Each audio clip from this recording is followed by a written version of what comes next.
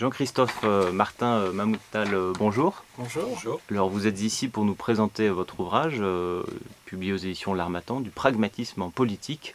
Enfin, le sous-titre est peut-être parlant aussi, du coup, pour des politiques du résultat. Alors pourquoi avoir décidé d'écrire ce livre? Est-il un testament politique ou le moyen pour vous d'initier quelque chose d'autre, quelque chose de nouveau?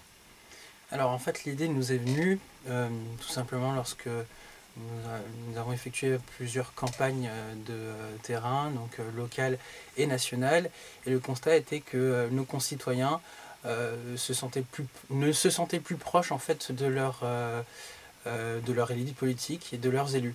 Et donc le constat était de mettre sur papier tout ce qui n'allait pas, et puis de se dire que nous sommes au cœur de la machine, nous sommes militants avant toute chose, nous avons des responsabilités au sein de notre parti politique, et de faire avancer les choses de manière constructive et positive. Donc l'idée de ce livre est venue de cela.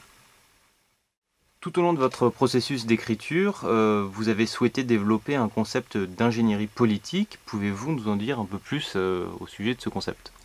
Alors l'ingénierie politique, qui est a priori un montage lexical assez ésotérique, rapproché l'ingénierie, qui est une activité extrêmement méthodique, à la politique où on réagit plus sur l'instant, n'est à la réflexion pas si incompatible que ça. Cette ingénierie politique, c'est, pour résumer, comment, concrètement, doit-on penser, implémenter et vivre la politique. On a développé pour cela toute une méthode qui s'appuie sur les références idéologiques du toyotisme, qui date des années 60 et qui a été appliquée au monde politique, refondue dans le monde politique, qui nous a permis de définir une méthodologie. Comment doit-on se positionner par rapport à l'action publique? Comment doit-on la ressentir, la concevoir pour ensuite la mettre en œuvre? Vous êtes parfois très dur dans vos propos envers certains politiques qui ont pu fauter à vos yeux, notamment des politiques au sein de la droite républicaine, où vous avez exercé des responsabilités. N'avez-vous pas peur de vous créer là quelques inimitiés? Alors nous n'avons pas fait ce livre pour plaire ou pour déplaire à quelques personnes en particulier. Nous avons voulu tout au long du processus d'écriture réfléchir et nous positionner par rapport à ce qui, nos yeux, n'allait pas dans le monde politique actuel, celui que les Françaises et les Français connaissent tous les jours. Au sein de la droite républicaine, bien évidemment, puisque nous étions et nous sommes toujours au sein du système, mais au-delà, au travers tout le spectre politique qu'on peut rencontrer tous les jours. Alors évidemment, parfois nous sommes durs, en portant des jugements assez sévères, mais on considère qu'ils sont mérités.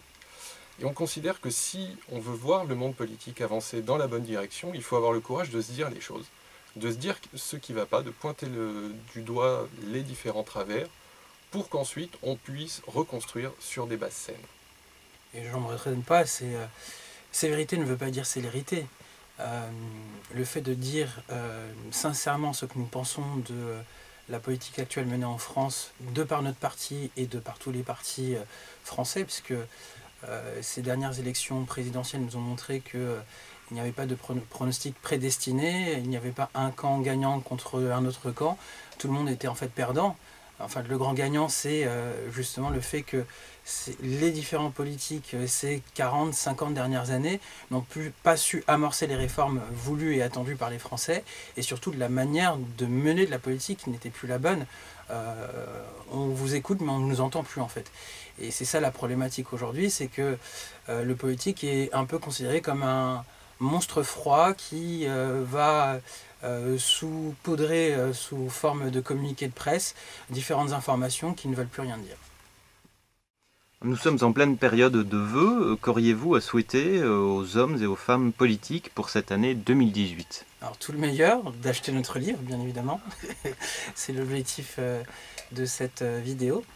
De manière plus sérieuse, l'objectif c'est d'avoir foi en l'avenir, d'avoir une espérance envers de jours meilleurs, puisque nous en avons la capacité et la possibilité en France, nous avons des talents, nous avons des jeunes, des moins jeunes, des femmes, des hommes, qui veulent se consacrer justement à à cette tâche politique, d'autres moins.